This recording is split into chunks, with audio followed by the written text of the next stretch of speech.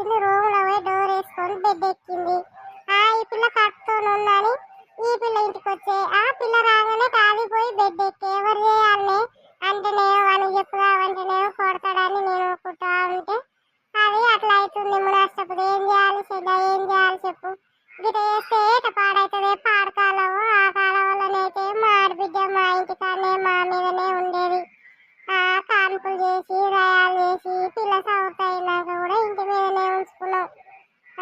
గిట్ట చేస్తే రేట చేయాలి, వానికి చెప్తేనే వాడు కొడతాడు ఖరాబ్ అవుతాడని నేను ఒప్పుకుంటా. మీ మామేమో ఎందుకే దానికి భయపడతామని ఆయన అంటాడు.